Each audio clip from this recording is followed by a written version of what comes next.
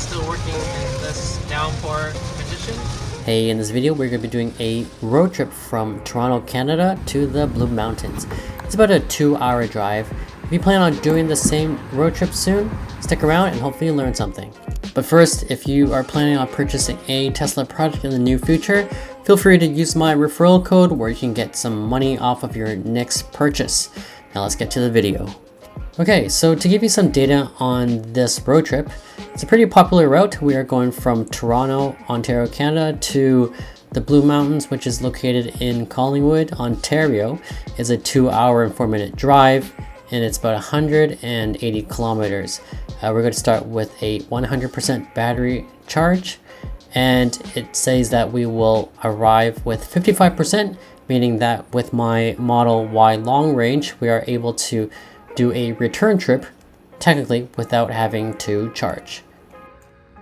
So a charging tip: the night before, when you want to top it up to 100% so the battery is ready for the next day, what I like to do is adjust the amperage. So lower that until you see the time remaining to 100% is close to approximately the time when you're about to leave for your trip, thus minimizing the time the battery is spent staying at 100%, which is what Tesla does not recommend. Okay, and here we are the next morning, ready for our trip. The Tesla is topped up to 100%, and the time to Blue Mountain is 2 hours 14 minutes, just because of a bit more traffic. Autopilot still working in this downpour condition?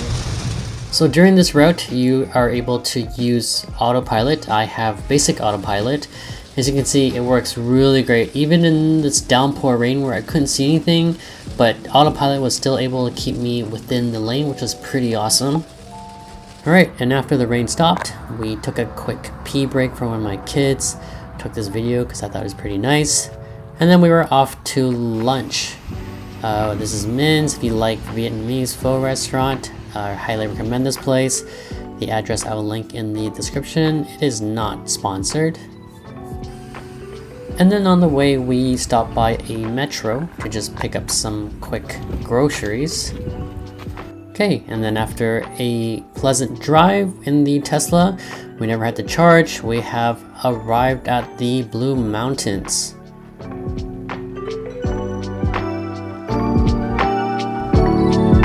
We stayed a total of 5 nights at the Blue Mountains. Where we stayed, there was no charging.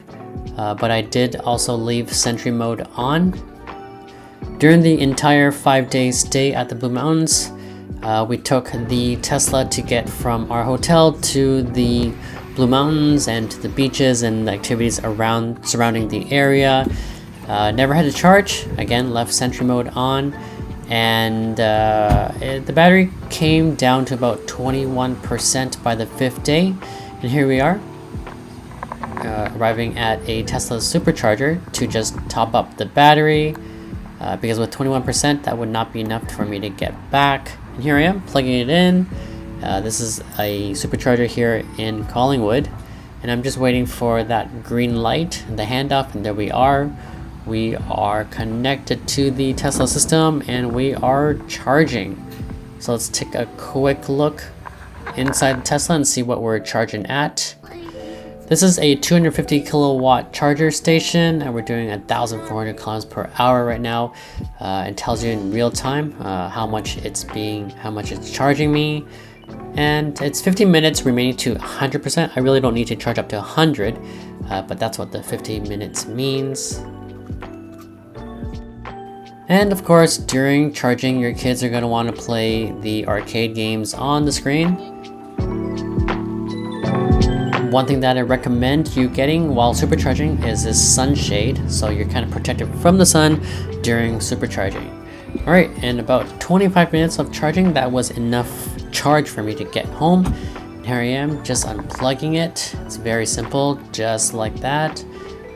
And you are ready to go home. And pretty much that sums up the 5-day trip from Toronto to the Blue Mountains. I hope you guys found this video useful and helpful for your road trip.